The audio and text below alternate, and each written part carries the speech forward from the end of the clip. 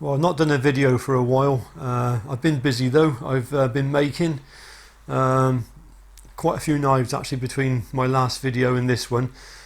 I think my last video was about a month, just over a month ago. And the funny thing is, the less videos I make, the more knives I make. Some interesting developments on the legalities of knife sales in the UK. The government have announced these proposals that we are no longer, or probably going to implement it in 6 weeks from this date, that we're no longer going to be able to sell knives online to home addresses. Now we all know it's a stupid, unworkable bill that the government have proposed, and we all know that anyone can go and procure a knife. They can even go and get a piece of steel and sharpen it on a concrete block, or snap a CD and get a sharp edge. So it's in no way is it going to stop knife crime, and we live in funny times. Anyway, it's no good moaning about the knife laws, because all we can do is do a march. We can go on a peaceful march. We can light a tea light. We can petition, and you know, it just doesn't work. It just does not work. So there's got to be a way around this unworkable bill that Amber Rudd has proposed, and which is going to come into force very shortly.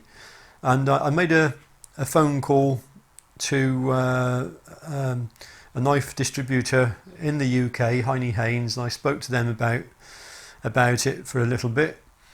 And there is a way of still selling your knives, and there's a thing. There's a company called UPS. I'm sure everybody's heard of UPS.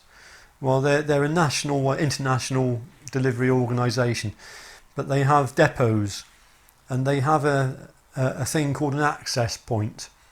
And in the future, I think this only, so far as I'm aware, it only applies to UK sales. This ban only applies to sales within the UK.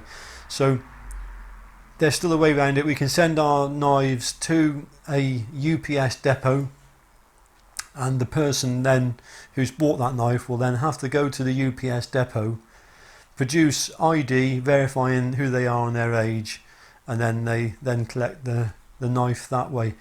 And that does seem to be a workable way forward, and perhaps the only way forward for UK knife sales.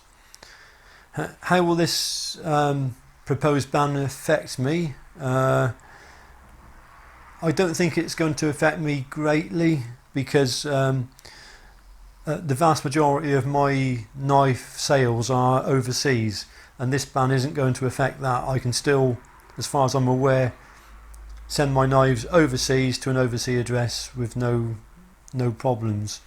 I do my age checks even for overseas customers, and I guess about 20% of my knives I sell to the UK, but it's still nice. I still want to be able to sell to my UK customers. So I think the UPS access point will be a way around that. Anyway, let's move on. We've got a ridiculous government. They've created quite possibly the tensions and the problems which has given rise to street crime in the first place. You know, with the various things they've done. You know, they've mixed communities and caused all sorts of racial strife, I believe, or religious strife, whichever way you want to look at it. But that's a whole nest that I'm not going to go into. On the knife making front here, I have been busy. I've been building up my batches of classics and wasps, and which are snapped up very, very quickly, and some of them, or most of them, go into old existing customers. And those that I do put on the website generally just are gone very, very quick. And I've also been building a a slightly modded version of my camp knife. The camp knife, I call it a camp knife because it's just a bigger version of the classic. I've got one here. This one has been built for a bushcraft instructor, very well known and respected bushcraft instructor by the name of Frederick Ram Ryberg. And he asked me, I'm pleased to say that he's been using one of my classics now for the last few months, and was very pleased with that. And he's since had a neck knife, a wasp neck knife, and he asked me could I also build him a larger one. And he sent me the wood, which I believe may have been from his garden, and so I've produced this larger sort of version of the classic. It's in stabilised massa birch. So I've slightly lengthened the handle, so you've got a nice long handle on it. This one he wanted a full tang, so I've given it full tang with black G10 liners, loveless bolts 8mm, stabilised the massa birch, slightly different blade profile. So you'll notice that the cutting edge along this section here is very close to the same height as that, and you want that for very delicate controlled cuts. The actual point of the blade corresponds neatly with the centre line of the handle, so that is very good for producing your bow drill boards, your half boards when you want to do some drilling and carving like that on the tip. This is the biggest knife, the longest bladed knife I've ever produced. And I'm not a huge fan myself of big knives, but I must admit it's a nice ergonomic knife. It fits in the hand beautifully. You can choke up on it for fine work. You can get really close with it. I